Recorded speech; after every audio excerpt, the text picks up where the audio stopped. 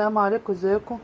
النهارده هنعرف ازاي نحول من الشاشة نفسها شاشة ال جي 43 بوصة لو احنا ما عندناش ريموت وعايزين نحول ازاي. يعني مثلا احنا دوسنا اهو، جات لنا القايمة دي.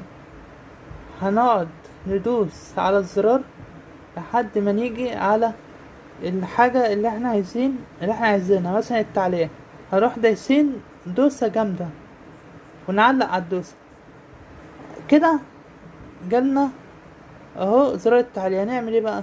ندوس عادي خالص ونعلي زي ما احنا عايزين كده اهو. خلاص. طيب احنا عايزين نعمل حاجة تاني، يعني مثلا نوطي. وصلنا لزرار التوطية وهنعلق، هندوس دوسة جامدة لغاية لما تجينا بالشكل ده.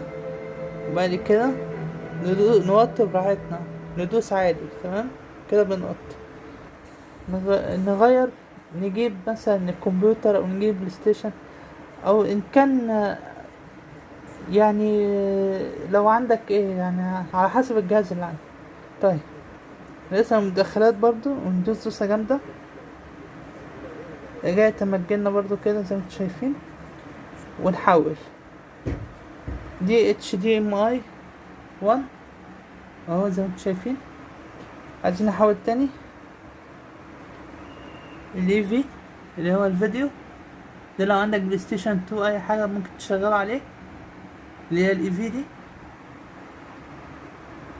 شوف حاجة تاني.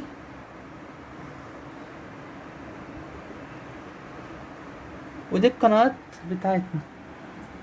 تمام. القنوات دي اللي هي السيرفر الداخلي لشاشة ال جي. تمام صح. ندوس دوسة عادية هتجيلنا القايمة دي.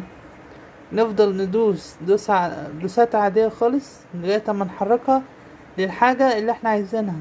مثلا التعليق اهو، وصلنا للتعليق.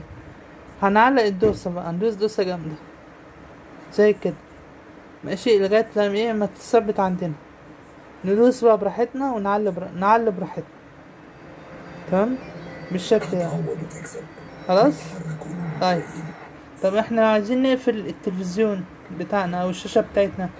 هنيجي على ايقاف التشغيل اللي هي دي، وندوس دوسة جامدة برضه عليها كده. خلاص كده التلفزيون او الشاشة بتاعتنا اتقفلت. ولو فيديو عجبكم دوسوا لايك واشتراك في القناة واضغطوا على زر الجرس عشان كل جديد يوصلكم ان شاء الله. وشكرا لكم. شكرا.